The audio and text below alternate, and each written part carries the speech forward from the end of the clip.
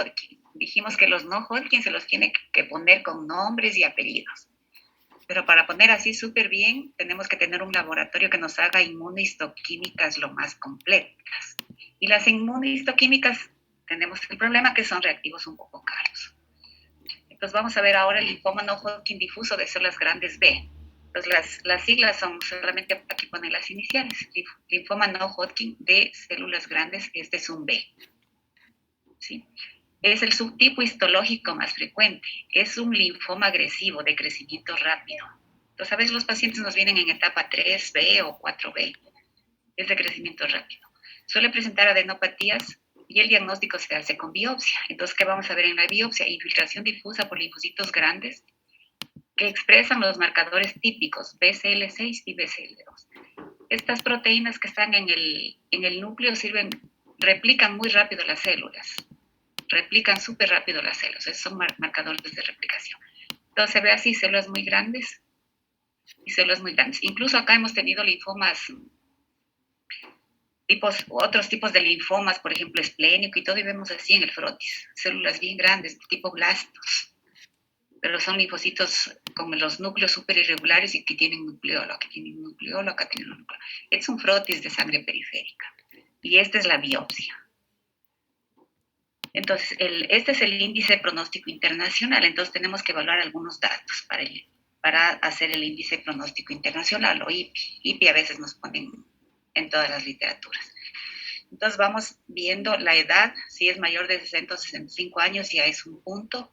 Si está en estadio 3 o 4, es un punto. Si la LDH está mayor a 400, es un punto. Y el score, el status score que tiene el paciente entre 2 y 3. La afectación extraganglionar más de 2 áreas ganglionares ya es más de 2, mayor a 2 puntos ya también se cataloga un punto. Entonces, cada parámetro que cumple se cuenta como un punto. Si el índice pronóstico internacional es igual o mayor a 3, es de peor pronóstico. Entonces, siempre se hace con puntuaciones para ver el pronóstico.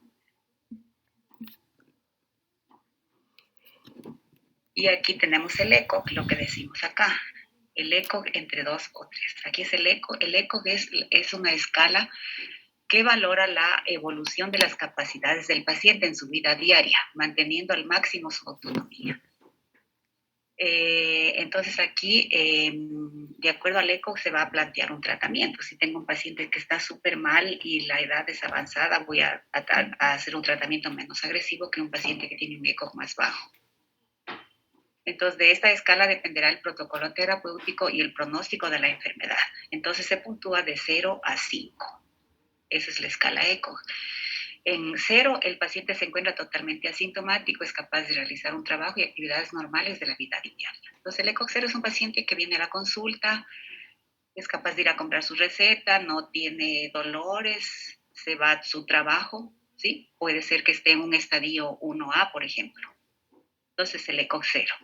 El ECOG 1, el paciente presenta síntomas que le impiden realizar trabajos arduos, aunque se desempeñan normalmente en sus actividades y en trabajos ligeros. El paciente solo permanece en la cama durante las horas del sueño. Entonces, casi es un paciente normal.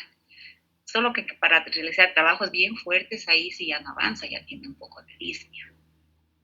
O tiene algún dolor y solamente duerme las horas que duerme la población general, solo en la noche. El ECOG 2, el paciente ya no es capaz de desempeñar ningún trabajo, se encuentra con síntomas que le obligan a permanecer varias horas al día en la cama. Entonces ya, además de la noche, ya ocupa varias horas al día. Es decir, si es un paciente que trabaja en 2 jornadas, ya no va a poder realizar, por ejemplo, la mitad de la jornada de trabajo. Pero no supera el 50% del día. Entonces el individuo satisface la mayoría de sus actividades personales solo. Es decir, se baña, se arregla, se cambia solo. El ECOG 3 ya es un paciente que está un poco con más compromiso. Necesita estar encamado más de la mitad del día por la presencia de síntomas. Entonces ahí ya puede que pierda su trabajo porque no avanza a ir al trabajo, ¿no es cierto? Necesita ayuda para la mayoría de actividades de la vida diaria, como por ejemplo vestirse. Entonces ya es un paciente que necesita de familiares para hacer sus actividades. El ECOG 4 ya está un poco peor. El paciente permanece encamado el 100% del día y necesita ayuda para todas las actividades de la vida diaria, como son la higiene personal, la movilización en cama e incluso la alimentación. Entonces, es un paciente súper dependiente ya de sus familiares, ya no tiene trabajo, pasa el 100% encamado. Y el ECOG 5 ya es un paciente fallecido. Ya, entonces este nos sirve para ver el pronóstico y para ver el tipo de tratamiento que se le da al paciente. Entonces, ¿cuál es el objetivo del tratamiento? En realidad, la curación casi en pocos casos, pero sí aliviar los síntomas, control de la actividad de la enfermedad, es decir, si está en etapa 2A, por ejemplo, que no me progrese a 2B o a 3, control de la actividad de la enfermedad, evitar mayor afectación de los órganos, aumentar la supervivencia sin enfermedad. Esta se la encuentra como SLE, supervivencia libre de enfermedad. Y la supervivencia global, es decir, un paciente puede vivir, por ejemplo, 8 años y está libre de enfermedad un año y vuelve a recaer, se le da tratamiento y está libre con supervivencia sin enfermedad. Está unos 2 años, después otra vez recae. Y la sobrevida global es toda la sobrevida, que entre recaídas y supervivencia libre de enfermedad. Entonces, el objetivo es aumentar la supervivencia libre sin enfermedad, supervivencia sin enfermedad. ¿Qué más? Conservar una actividad y una calidad de vida normales durante el mayor tiempo posible. Es decir, que no tenga dolor, que pueda hacer sus actividades más o menos normales. Entonces, el tratamiento, fundamentalmente la quimioterapia es la base fundamental del tratamiento de estos linfomas y de la mayoría de linfomas. El tratamiento estándar en los linfomas agresivos B, en el linfoma no Hodgkin de células grandes B difuso, es el CHOP. En la mayoría de linfomas también viene el CHOP, que es el CHOP: ciclofosfamida, adriamicina, vincristina y metilprednisona o prednisona. Y actualmente ya esta es una quimioterapia convencional. Actúa a diferentes fases del ciclo celular. Entonces da ciclofosfamida, por ejemplo, a nivel de proteínas, adriamicina puede actuar a nivel de membranas y así, etcétera.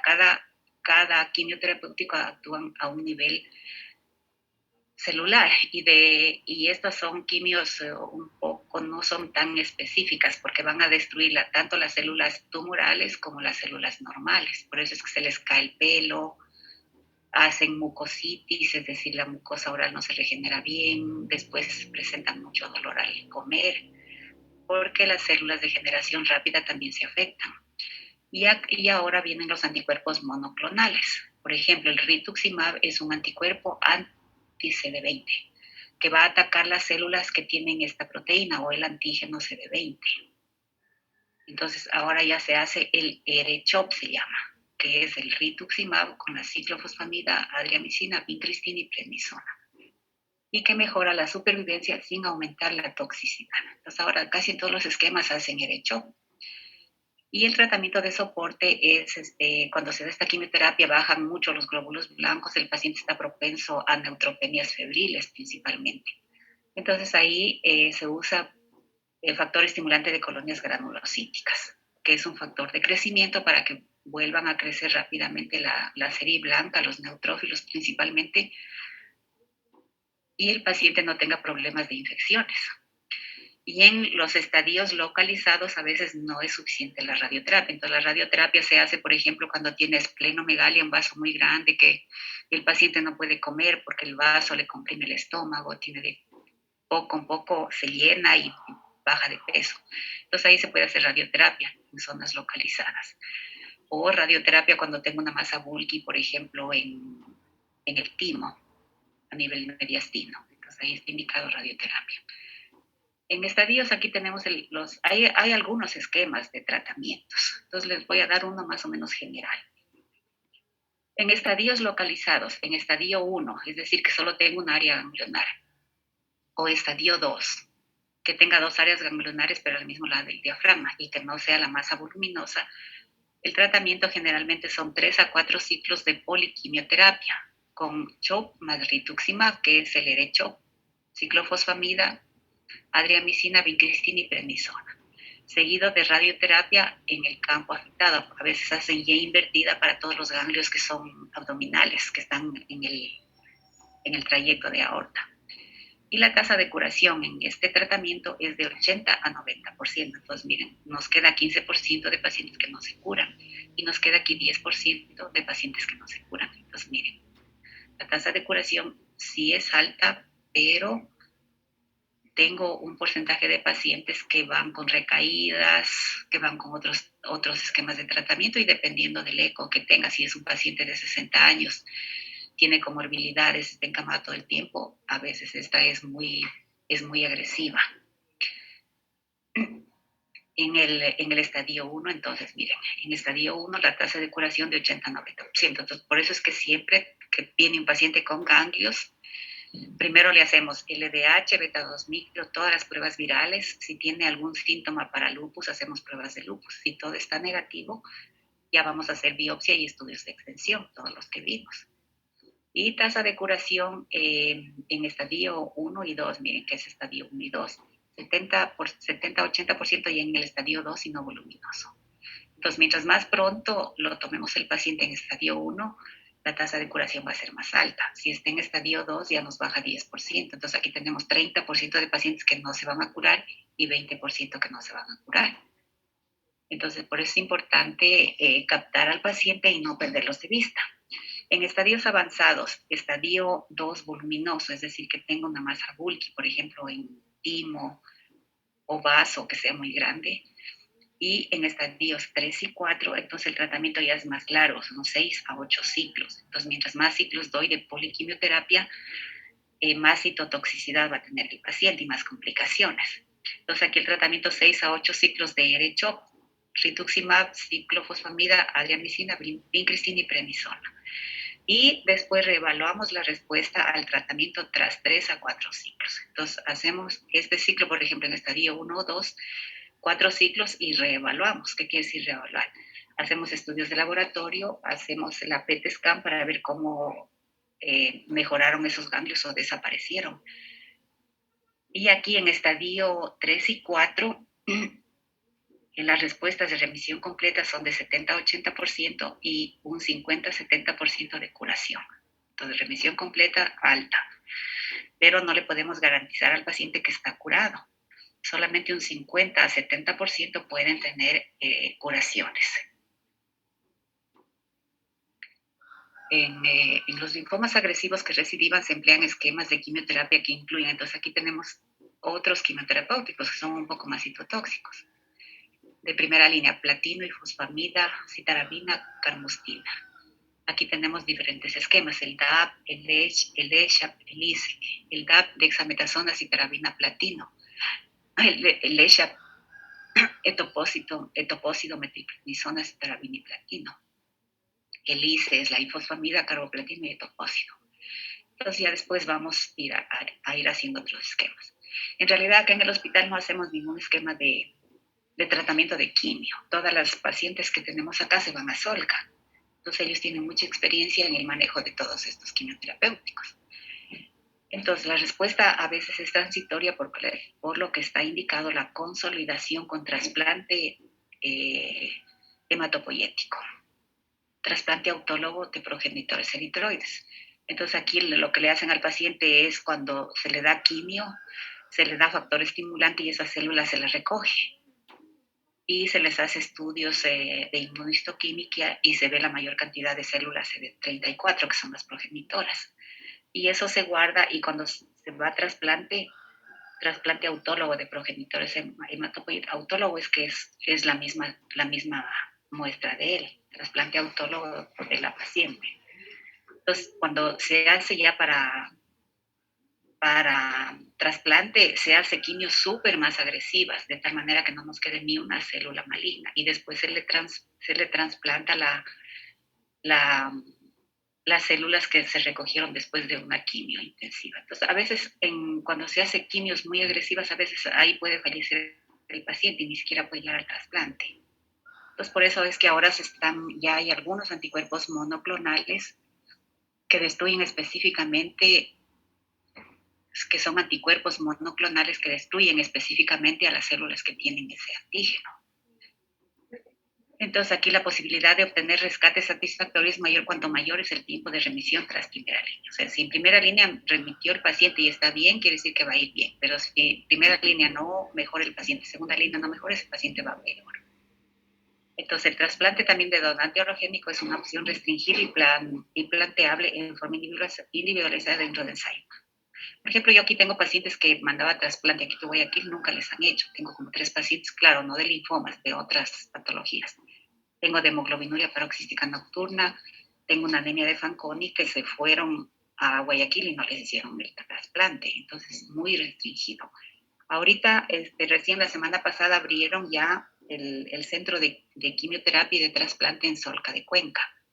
Entonces ahí se va a descongestionar un poco más al país para que los pacientes tengan la posibilidad de trasplantes. Y también tenemos medicamentos que están en ensayos clínicos y el tratamiento de todos los linfomas es un tratamiento multidisciplinar. Entonces está el hematólogo, está la enfermería, psicología, voluntariado, porque son tratamientos caros. Entonces a veces nuestros pacientes son de súper escasos recursos económicos. Entonces el voluntariado ayuda mucho en cuanto al económico. Y el hematogeriatra. Entonces, como son pacientes generalmente 60, 70, 80 años, entonces tiene que estar el geriatra especializado en hematología. Y las terapias añadidas para el linfoma, todos los linfomas, sea Hodgkin o no Hodgkin, aquí tenemos para el no Hodgkin, además de los tratamientos que nos permiten tratar la enfermedad en sí, son necesarios los tratamientos de soporte que nos permitan lidiar con los síntomas y los efectos derivados de la propia patología. Entonces pueden mostrar problemas, por ejemplo, estos pacientes derivados de la producción de células de sangre, por ejemplo, van a presentar anemia, porque también se destruyen células troncohematopoyéticas.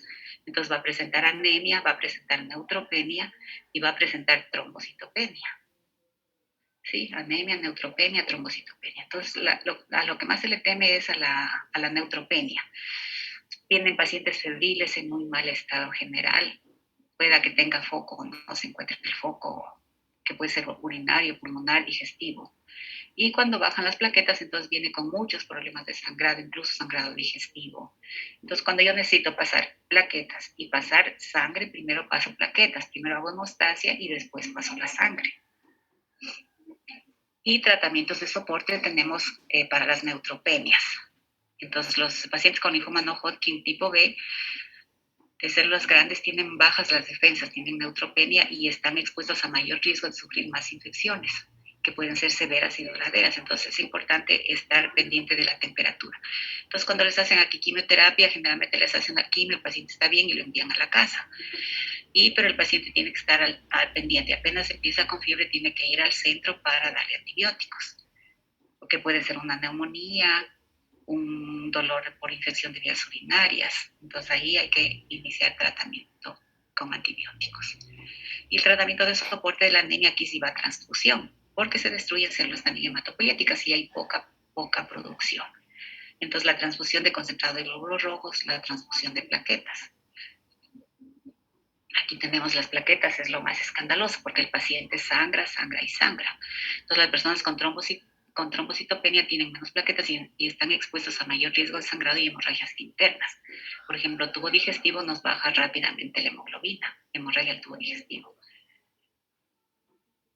Entonces, para evitar esos problemas es recomendable la transfusión de plaquetas. Y en plaquetas sí tenemos problemas porque a veces uno pide a la Cruz Roja plaquetas y no nos dan. Yo pido ahorita y no me dan en este momento, me dan en la tarde o me dan en 24 horas. Porque las plaquetas son células muy lábiles, se mantienen a temperatura ambiente, como ya vimos, y se pueden contaminar. Entonces, aquí máximo 5 días se las mantiene al ambiente. Y si en ese tiempo no se las utiliza, hay que desechar. ¿Sí? Entonces, ¿cuáles son los consejos para el paciente? La mayoría de los tratamientos se hacen en esquemas ambulatorios y facilita que el paciente mantenga su vida cotidiana con unos consejos básicos. Controles con el especialista, actitud positiva, buena comunicación. Se recomienda ejercicios suaves, pero hay que mantener una vida activa, una dieta equilibrada, mantener buena hidratación, acudir al médico ante cualquier infección. Los efectos secundarios frecuentes del tratamiento son náusea, vómito, cansancio, falta de apetito, alopecia, mucositis. Se les cae el cabello, la mucositis es la inflamación de toda la mucosa del tubo digestivo. Y hay que insistir para buscar apoyo de los familiares y amigos, incluso de los especialistas con grandes recursos para afrontar la enfermedad. Entonces aquí nos dice, sé que no bastaré de apoyo, pero por si acaso aquí estoy. Entonces siempre tenemos que estar pendientes del paciente. Entonces la enfermedad es ante todo un proceso sentimental, no todo es razón en el tratamiento del cáncer, no todo es técnica y procedimiento. El tratamiento del cáncer necesita mucho más que eso. Lo importante es el enfermo y no la enfermedad, nos dice este autor. Entonces aquí tenemos cómo hacemos el diagnóstico, con los datos clínicos, con la estadificación de Ann Arbor que se sigue haciendo, los datos morfológicos es súper importante, el inmunofenotipo por inmunistoquímica, el inmunofenotipo, la citogenética para ver el pronóstico, que la podemos hacer por técnica convencional o por técnica FISH, hibridación in situ fluorescente, y también la biología molecular para ver las alteraciones de los ácidos nucleicos. Y ahora vamos a ver la leucemia de las células del manto. Entonces, ¿qué se presenta aquí? El linfoma, es otro linfoma, el linfoma de las células del manto. Entonces, aquí en este linfoma de las células del manto, aquí se produce un intercambio de material genético entre el cromosoma 11 y el 14. Aquí tenemos el cromosoma 11 y aquí tenemos el 14. Entonces, hay intercambio de material genético. Entonces, esta translocación 11-14 nos va a producir proteínas patológicas que van a codificar para que las células se regeneren, no tengan un freno madurativo, no tengan apoptosis y las células van a permanecer. Entonces, aquí hay una pérdida en la regulación del ciclo celular. Entonces, la célula de la fase G2 viene la mitosis G1 y la fase S, que es la replicación del DNA. Entonces aquí este ciclo está alterado, se está produciendo células. Es como cuando, por ejemplo, yo les digo, cuando ponemos en una computadora, en una impresora, vamos a copiar una tesis y copiamos la hoja 1, la hoja 2, la hoja 3, pero por ahí se nos traba la impresora y nos saca 100 hojas de la hoja 3. Así más o menos es esto, la replicación celular. Está disregulada la proliferación celular. Las células crecen sin freno madurativo. Este ciclo celular se repite y nos va a dar muchas células patológicas. Entonces, en el linfoma de las células del manto se van acumulando otras alteraciones genéticas, además de la translocación 11-14. Entonces dijimos que toda la génesis de los linfomas, de las leucemias y de todo cáncer son mutaciones en los ácidos nucleicos. Entonces aquí, por ejemplo, puede tener una aberración primaria y después puede tener más, más alteraciones citogenéticas. Entonces, por eso que un paciente que le hacemos quimioterapia y no mejora, hay que hacer de nuevo todo. Hay que reestadificar de nuevo todo, hay que hacer nueva inmunistoquímica, el inmunofenotipo, hay que hacer nuevo citogenético para ver qué otras alteraciones o mutaciones presentan esas células porque no mejora el paciente. Porque estos pacientes pueden acumular nuevas alteraciones y pueden tener otras nuevas alteraciones genéticas. Entonces es un poco complicado esto del manejo de los linfomas. Entonces, en el linfoma de las células del manto, esta es una patología más frecuente en pacientes de edad avanzada. La edad media es 73 años, más frecuente en hombres que en mujeres. Y generalmente se los topa a pacientes en estadio avanzado en más del 90% en estadio 3 y 4. Entonces, es un linfoma que evoluciona rápido. Generalmente ya se presentan con síntomas B, es decir, fiebre, sudoración, pérdida de peso. Y la afectación extraganglionar. Podemos tener a médula ósea, al sistema gastrointestinal, en el anillo de Weill-Taylor, en todo el sistema de otorrinolaringología, el sistema nervioso central, y puede presentar esplenomegalia. Entonces, este es más agresivo que el anterior linfoma que vimos. Entonces, aquí tenemos el crecimiento ganglionar. Y nuevamente las manifestaciones clínicas, los estadios de Ann Arbor. Estadio 1, una sola región ganglionar, puede ser aquí o acá. Estadio 2, dos regiones ganglionares, cervical, axilar. Estadio 3, más de dos regiones ganglionares arriba del diafragma y abajo del diafragma. El diafragma está aquí. Y estadio 4 ya afectación de hígado, vaso o médula ósea.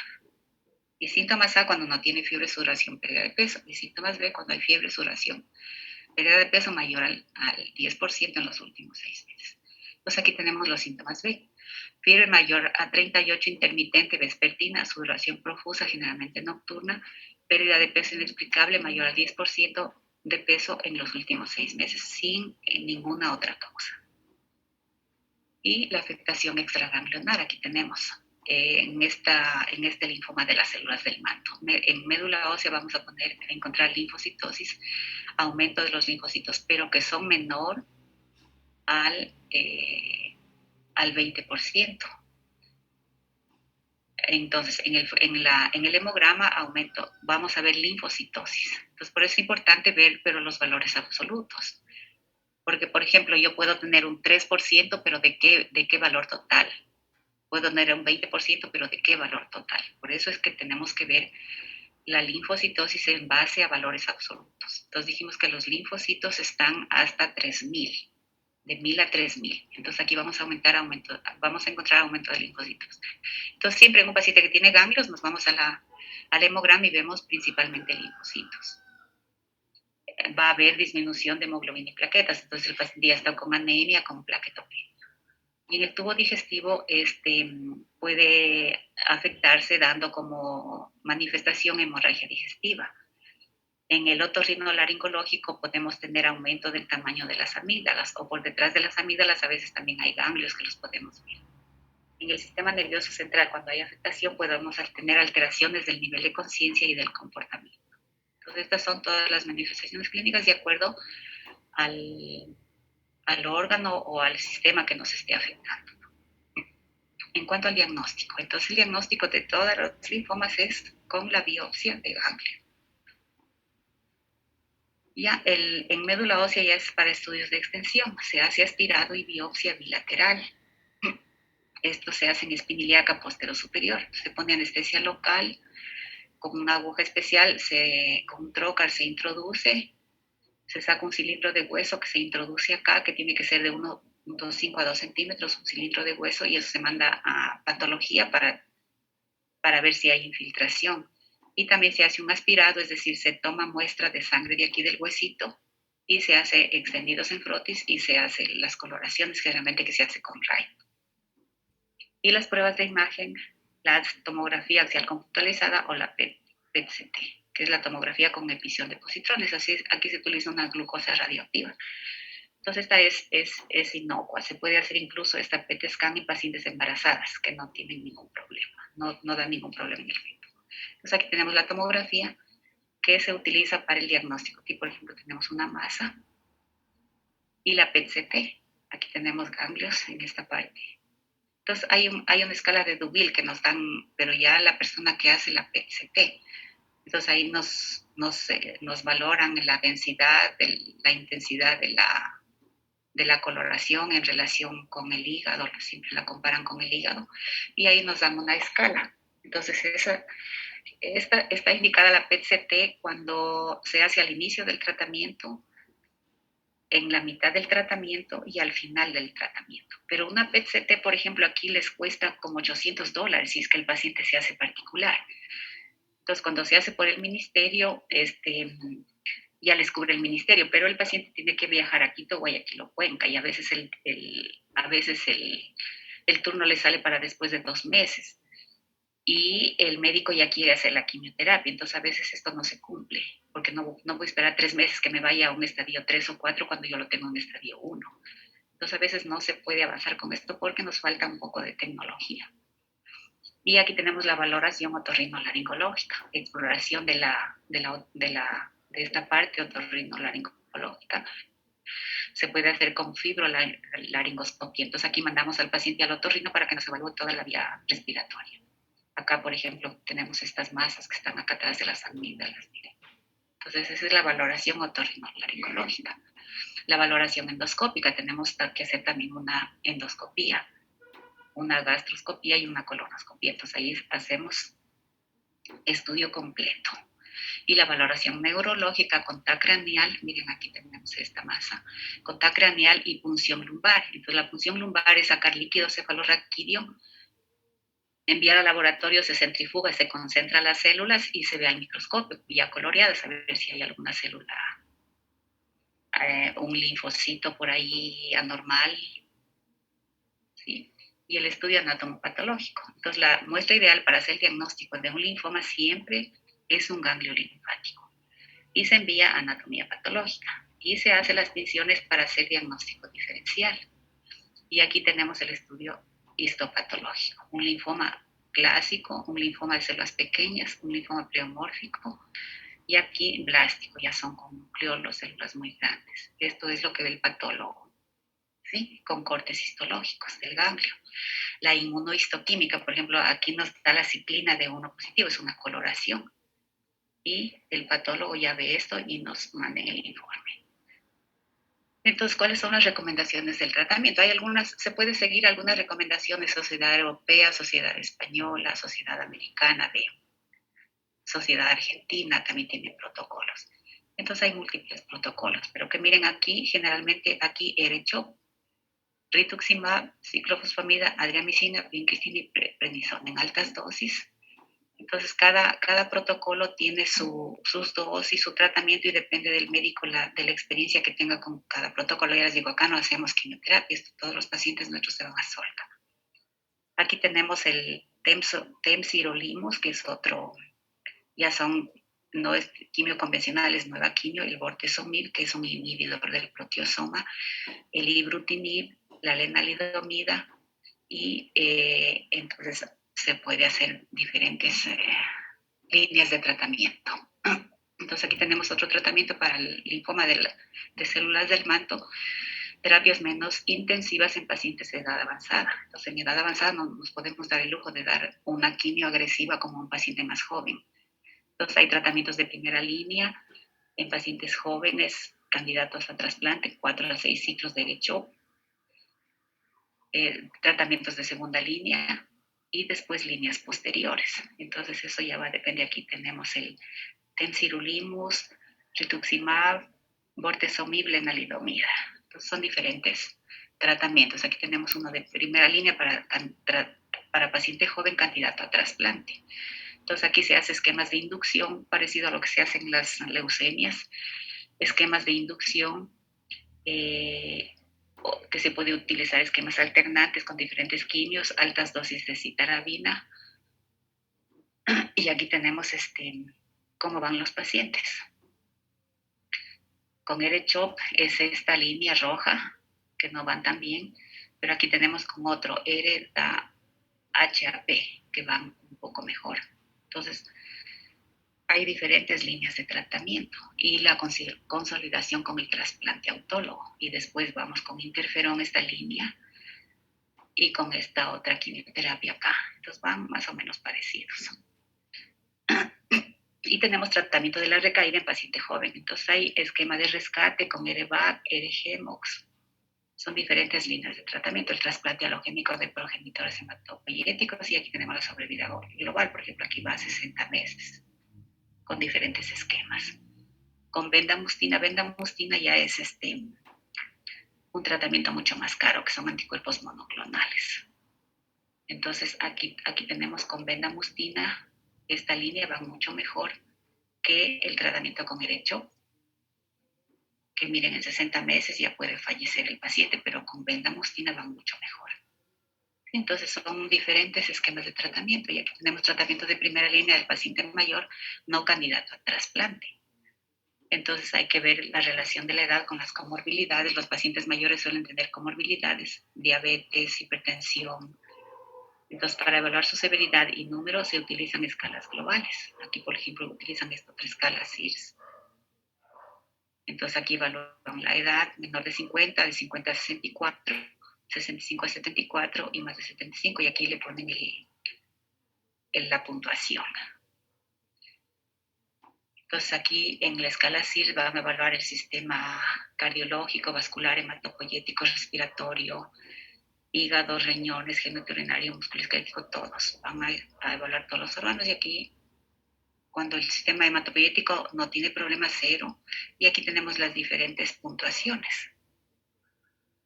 Entonces, evaluación de la fragilidad del paciente también con una escala G8. Aquí, pérdida de la hepatito en los últimos 3 meses, pérdida de peso en los últimos 3 meses, movilidad, ansiedad, depresión, índice de masa corporal, si tiene polifarmacia, más de 3 fármacos, cómo se siente respecto a la gente de su edad. Entonces aquí tenemos puntuaciones, puntuación máxima 17 puntos, pueda que se obtenga menos de 14 y ya tiene el paciente una fragilidad. Y entonces se recomienda evaluación geriátrica integral. Entonces aquí tiene que ayudarnos un geriatra para todos estos pacientes.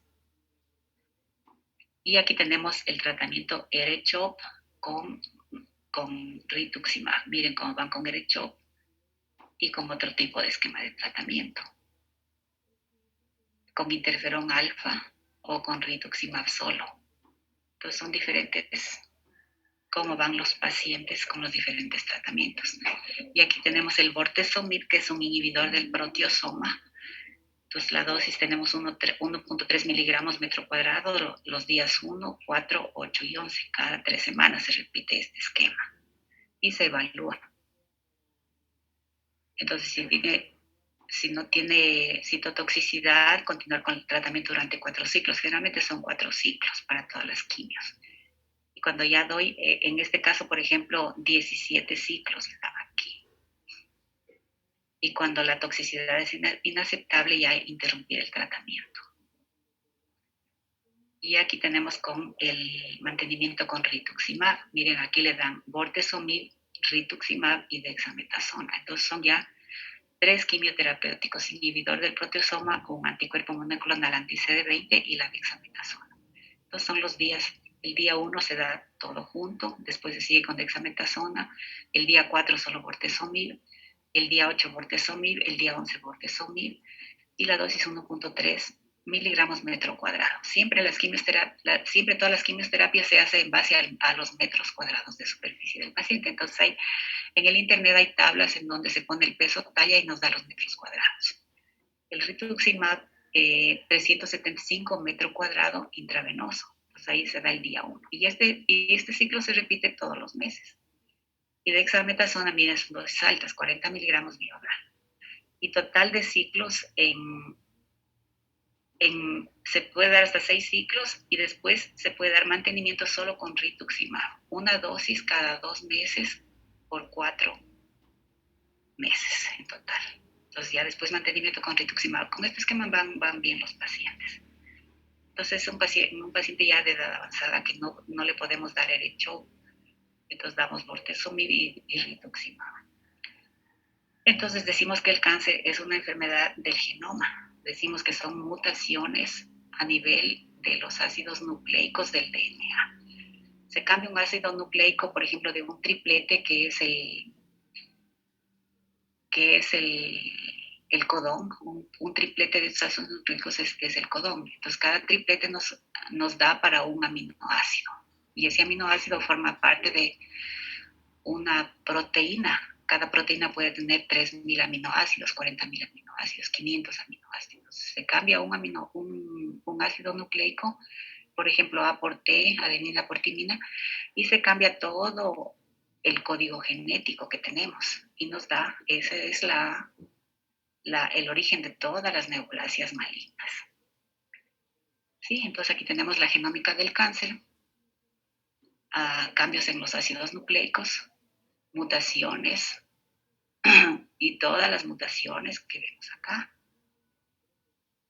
Genes anormales, variación en la estructura del código genético, RNA que expresan otro tipo de proteínas, metilaciones de los ácidos nucleicos y toda la patología que es a nivel molecular, a nivel de ácidos nucleicos. Entonces, por eso es que ahora se hizo la secuenciación. Ahora se hace secuenciaciones masivas, pero estas son súper caras. Entonces, en la secuenciación, ¿qué se hace? Se desdobla el DNA, se lo abre aquí y se ve adenina, timina, guanina, citosina, timina, timina. Y se ve qué aminoácido, porque nosotros tenemos para cada proteína digamos, un mapa. Para una proteína tengo este orden de estos ácidos nucleicos. Entonces veo a este paciente que tiene, se le ha cambiado esta citosina por adenina, por ejemplo. Esa es la secuenciación. Ver los ácidos nucleicos, la secuencia de los ácidos nucleicos. Y ahí podemos ver ya a nivel del DNA qué patología tenemos. Entonces ahora se dice que ya se va a tener un chip que uno se lo puede insertar y ese nos va leyendo cómo está nuestro código genético. Si hay alguna alteración, ya nos avisa súper pronto para iniciar tratamiento y evitar que tengamos células tumorales y nos invadan.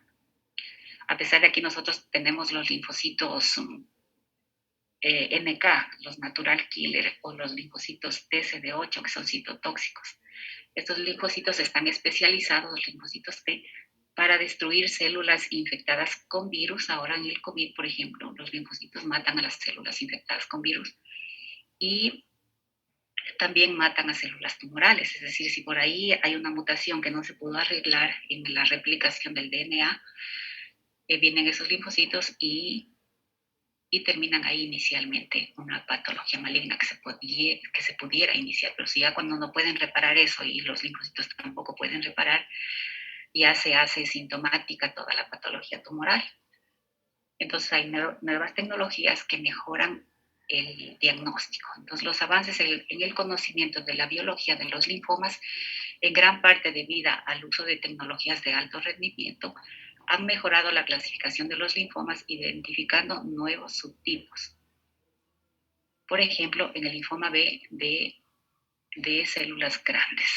Entonces, esta mejora en la clasificación contribuye a un mejor manejo de los pacientes.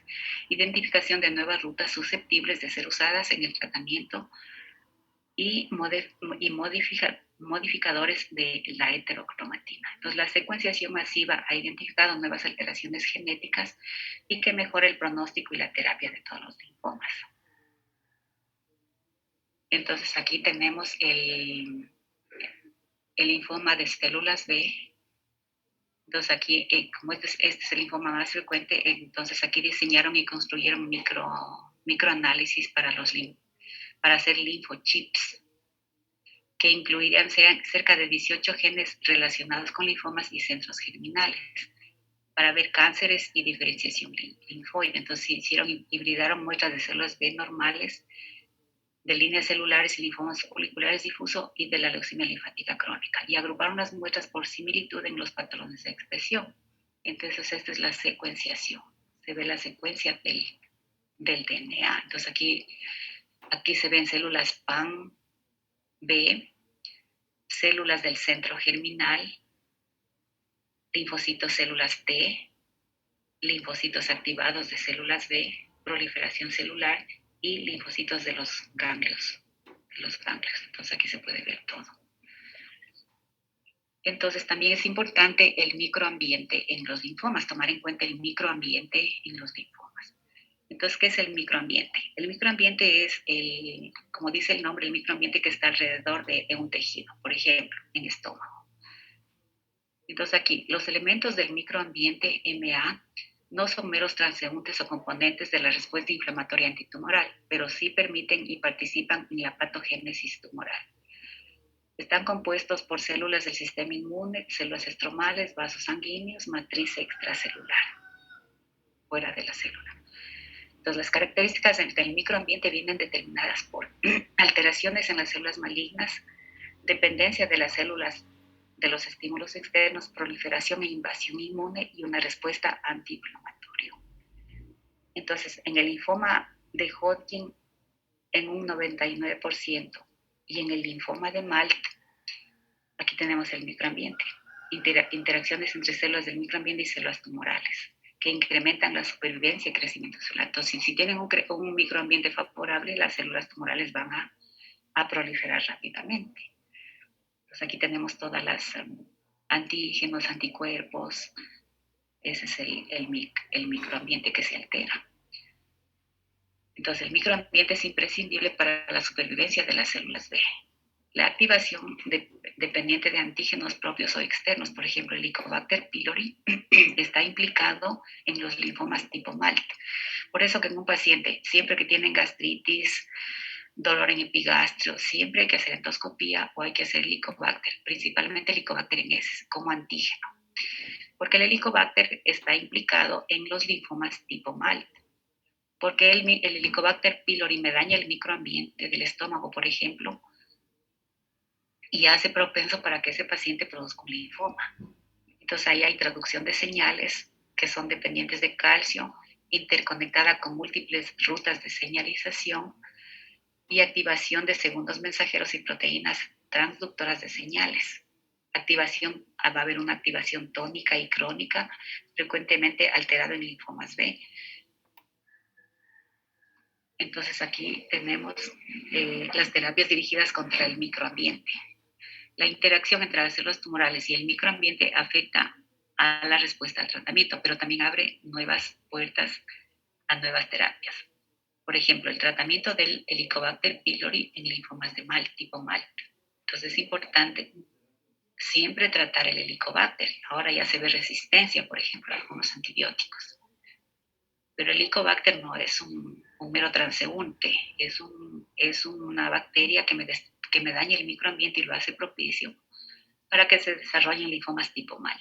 Entonces los esfuerzos también se dirigen a una respuesta inmune antitumoral, reducir el soporte del microambiente mediante bloqueo de moléculas de superficie. Entonces tenemos que tratar el helicobacter para decirle al paciente, sí, usted ya está tratado, tiene que hacerse otro control y estoy evitando que por ahí me pueda aparecer un linfoma tipo MALT si no se trata el helicobacter. Entonces, en resumen, las neoplasias hematológicas tienen una clasificación compleja. Dicha clasificación basada también en alteraciones genéticas refleja la célula de origen. Vamos a ver rutas de señalización críticas en linfomas B. El BCR, por ejemplo, es una molécula que hace que la célula se reproduzca rápidamente. El JAK-STAT es otra molécula que hace que la célula sea maligna. Y hay genes implicados en remodelación de cromatina y metilación del ADN. Entonces es importante también el microambiente y la mejora del conocimiento y del diagnóstico mejora las opciones de terapia, porque estos linfomas tienen una heterogeneidad y una evolución clonal y se puede hacer una terapia. Entonces aquí tenemos otro índice pronóstico internacional que es el FLIPI, para linfomas no Hodgkin de crecimiento lento, en cambio edad del enfermo menor de 60 años, para cada uno es un punto. Número de recolecciones ganglionares, por ejemplo, más de 4, estadio clínico de linfoma 3 o 4, concentración de hemoglobina si tiene anemia, actividad de la láctico deshidrogenasa mayor a la normal y grupos de riesgo. Entonces, números de factores de mal pronóstico. Bajo riesgo, menos de un punto. Riesgo intermedio, entre 2 y 3 puntos. Y el riesgo alto, 4 y 5 puntos. Entonces, este es el FLIPI, el índice pronóstico internacional. Entonces, aquí tenemos el otro índice pronóstico, pues ya en cambio para linfomas agresivos, linfomas no Hodgkin agresivos. Entonces, igual, edad del enfermo menor de 60, actividad del enfermo sea un criterio seco, el que vimos anterior, si está en cama, si está ambulatorio, estadio clínico del linfoma, número de localizaciones extraglomerulares del linfoma, la actividad de la LDH. Por eso les decía que la LDH es un marcador. Siempre que tengo ganglios, es obligatorio hacer la láctico deshidrogenasa. Como en una anemia microcítica hipocrómica, es obligatorio hacer un perfil de hierro. En una anemia macrocítica es obligatorio hacer B12 ácido fólico. Aquí en linfomas es obligatorio hacer láctico deshidrogenasa. Si se puede hacer beta 2 micro, mucho mejor. Entonces, aquí también tenemos grupos de riesgo bajo, menos de un punto, intermedio 2 puntos, intermedio alto 3 y alto más de 4 puntos. Entonces, son diferentes escalas de suma y pi para linfomas agresivos ya. Entonces, aquí, a ver, ¿quién quiere leer este casito? Y ya para, chicos, puede ser que a las 11 nos veamos para ver el linfoma Hodgkin.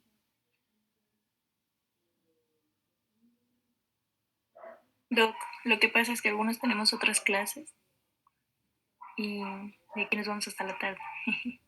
¿A qué hora empiezan? ¿A qué hora empiezan hoy, más tarde clases? Unos tienen Desde las clase 11. de... Entonces nos podemos ver a las 9 de la noche para ver ya sobre el Hodgkin y para leer un casito de aquí que tenemos de un linfoma, para que vean más o menos la puntuación y todo eso. A ver quién lo quiere leer.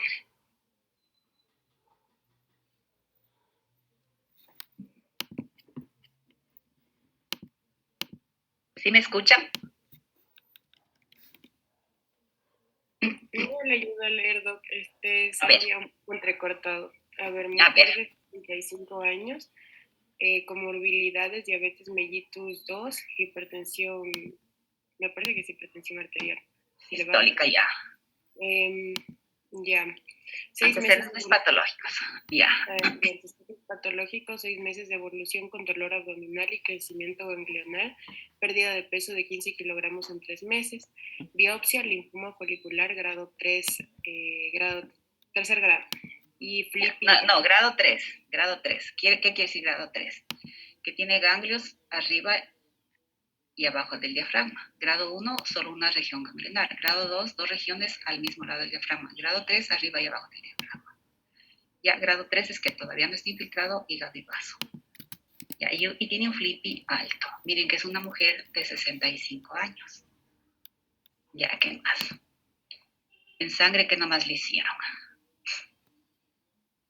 Ya, a ver, estudios de sangre, hemoglobina 11 gramos sobre decilitros, leucocitos 6.8 por 10 a la novena sobre litros con diferencial normal, plaquetas 110 por 10 a la novena, lactato, a ver, ¿sí? Lactato, sí, lactato deshidrogenasa. 1.5 por encima de lo normal. Biopsia de adenopatía, linfoma folicular G2, CD20 positivo, CD10 positivo, BCL2 positivo, CD23 positivo, CD5 negativo, BCL6 positivo y FISH más 8 más 7. Entonces, ¿qué era la FISH? ¿Qué era la FISH?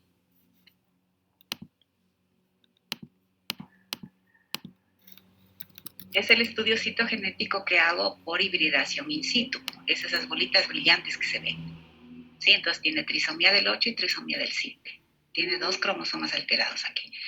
Y aquí miren que CD5 es negativa, es decir, no es un linfoma T, es un linfoma B, tipo B. Tiene CD20 positivo. Dijimos que el rituximab es un anticuerpo monoclonal que me destruye todas estas células. Entonces aquí, por ejemplo, le puede ir con rituximab, le puede ir bien.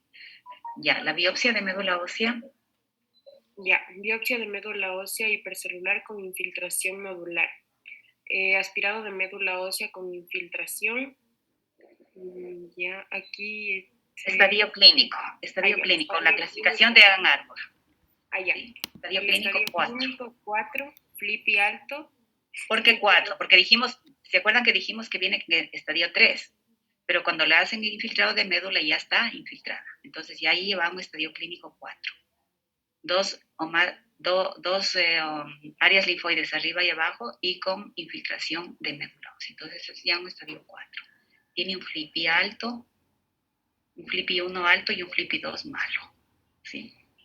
Ya, tratamiento de elección. Entonces tenemos algunas opciones aquí que nos dan. Lenalidomida, dexametasona. Ciclofosfamida, vincristina y prednisona. Vigilar y observar, yo creo que esta no. Tenemos que tratarlo. CHOP puede ser. Bendamustina y rituximab, o sea, tiene un CD20. Tiene un CD20 positivo que ahí sí está indicado rituximab. Entonces tenemos 3 opciones de rituximab CHOP, rituximab o rituximab o bendamustina. O rituximab solo. Entonces vamos a ver cómo lo trataron. Entonces, y el tratamiento, a ver, siga leyendo. Ya, el paciente inicia tratamiento con CHOP al ciclo 6. Inicia con síntomas B, sudoración y pérdida de peso, aumento de volumen de las adenopatías hasta 5 centímetros sin adenomegalia. En los estudios se observa hemoglobina de 9, plaquetas. Las plaquetas. Plaquetas 70.000, leucos normales, lactato deshidrogenasa 3 veces el valor basal. Se realiza una nueva biopsia, linfoma folicular G2. Ya, entonces miren, el paciente ya terminó 6 ciclos de CHOP, pero continúa con los síntomas, sudoración, pérdida de peso, la hemoglobina bajó más, de 11 bajó a 9, la LDH subió más, y dice linfoma folicular G2. Entonces, aquí le dan bendamustina con rituximab. No, este es brentuximab. Brentuximab, que es un anticuerpo anti-CD30, sino que este es súper más caro. Entonces le dan ciclos, 6 ciclos, brentuximab y rituximab, y aquí el paciente obtiene remisión completa. Entonces, mire, cuando hacen aquí, nuevamente hacen nueva biopsia, ¿sí? Y hacen otro esquema de tratamiento. Entonces, actualmente se encuentra en mantenimiento trimestral con rituximab y en remisión completa a 12 meses de la última quimio. Entonces, miren cómo se puede ir cambiando los esquemas. Entonces, para ver el linfoma, el linfoma de Hodgkin nos falta. Linfoma de Hodgkin, pero creo que tenemos todavía. No es mucho el linfoma de Hodgkin, yo creo que en media hora. Ahora lo podemos ver. Lo que pasa es que tengo 3 pacientes en clínica que están medio mal y tengo que hacer una interconsulta de reumatología antes de que se me vaya la reumatóloga. Doctora, si es que es en media hora, sí podríamos verlo a las 11, porque ahí tenemos clase 11:30, más o menos por ahí. Entonces, 10:30 puede ser. Sí, doctora. Ok. Ya, Está bien. entonces, ya, 10:30 para ver el Hodgkin. No es muy largo, pero sí al final tenemos una cosa bien importante que tienen que acordarse. Ya, entonces 10:30. Ya, doctora, listo. Ya, chicos. Muchas gracias. Ya.